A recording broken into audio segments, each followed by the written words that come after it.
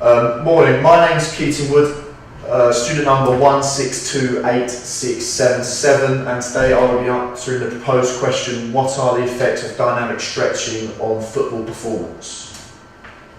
So I hope you can see this from the camera. Just put this a bit of context, I'm going to be doing this on sprinting, so as we can see here within this red circle, a study conducted by FIFA for the Women's Germany World Cup 2011. We can see here the high number of sprints. Just put this into context, Canada completed 28 sprints at their optimum and maximum level compared to Korea, who only did 17. So here we can see that sprinting is a part of the game, and it's something that needs to be looked at how we can affect it and actually make that then affect performance. So the aims of this study was to establish if dynamic stretching had a positive or negative effect in a football-related environment. Because of this, I conducted a research hypothesis that dynamic stretching indeed would have a positive effect, and this would be shown in an increase in sprint times, an increase in sprint speed, and a decrease in sprint times. So first of all, what is dynamic sprinting? So McNair et al. Explains it as controlled movements through a full range of motion.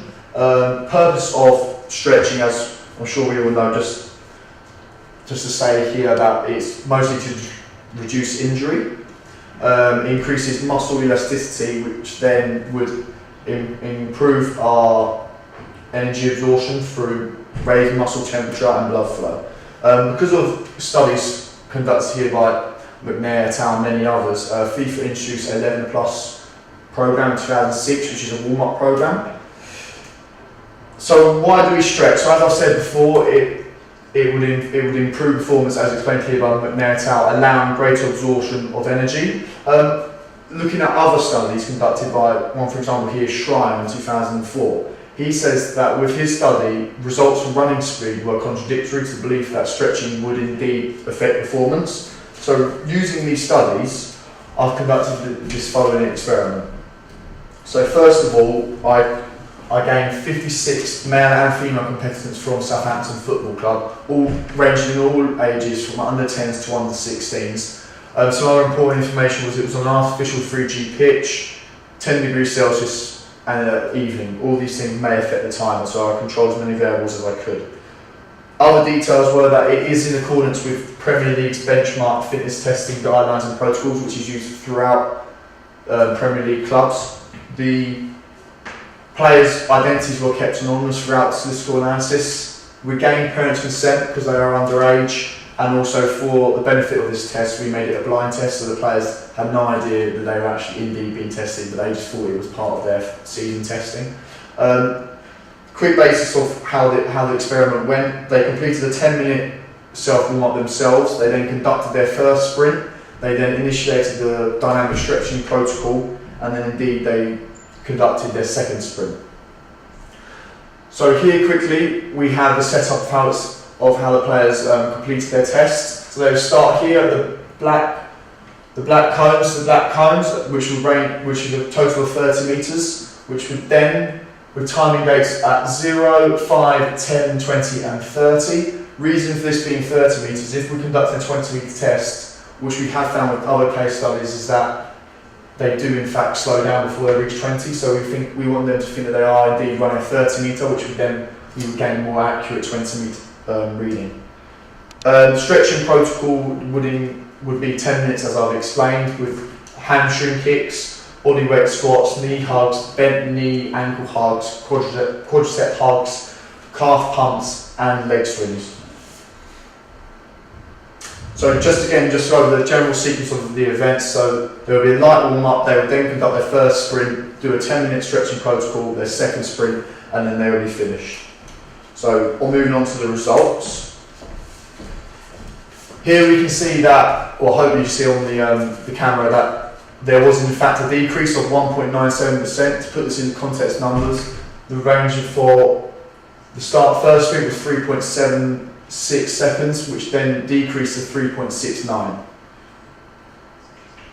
Because of this, I then need to see there was a positive correlation. As we can see here from the scatter graph, we have a left to right movement, which showed there to be a positive correlation with all Also with our paired sample t-test on the left, and also our Pearson's coefficient on the bottom left there, showing that there is statistical significance between the two. Broken down into genders, here we can see that male and female again did decrease, with male decreasing by more.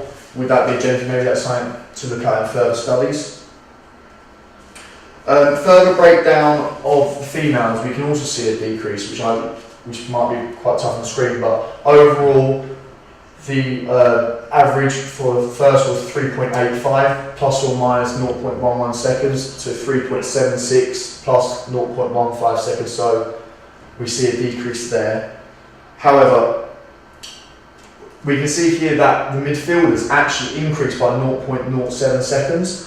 So further analysis of this, possibly looking at anomalies, or was there actually something that we needed to investigate further? This is again illustrated on this graph, which is showing that every other position did indeed decrease in time, apart from midfield, which is then further illustrated on this scatter graph, showing a left to right movement going down, showing a negative correlation. So further statistical analysis of the results, we can see that players 30 and 32, their times increased by 0.5 and 0.58 respectively in their sprint 1 and sprint 2. This is outside of the guidelines with all the other players that did increase, because then they may actually be a negative correlation between dynamic stretching. We don't know, that was the purpose of this test, but these players were above that mean. So taking these out, the trend did return back to the norm, and it went from 3.75 and then decreased back down to 3.64. So as I said, I'll be looking at sprint times. We're now going to be looking at sprint speed.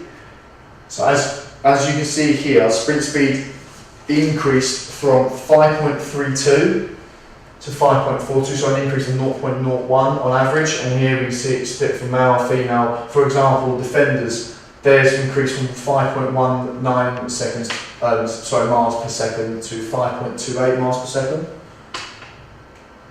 So things to discuss. This is a standard test, as I've said. It's also in accordance with the Elite Player Performance Programme, and it's a standardised test for other programmes as well, such as the Nike Spark, which is used in category 2, 3 and 4, and also within this Meckel Mac9 Eliakim study of 2009.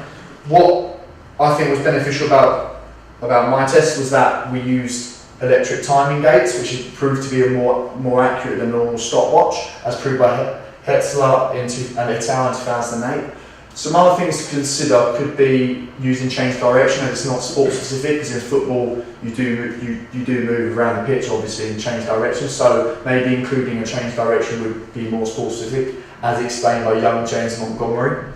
Other things to consider would be the 10-minute warm-up that they did at the start. Would that indeed affect their performance? Because one player may do 2 minutes of light movement with ball work, but then another maybe 8 minutes. Would this indeed affect the outcomes?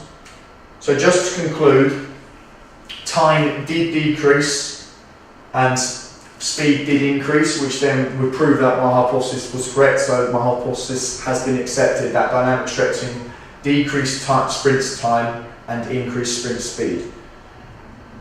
So positive and negatives of my experiment. So for example, there's minimal equipment, just cones and the timing gates, and we gained the relevant information that we needed. It was quite easy to undo. The players only had to conduct 2 sprints. Some negatives, however, the timing gates are expensive, so if amateur clubs wanted to complete the test themselves, it would be quite difficult for them.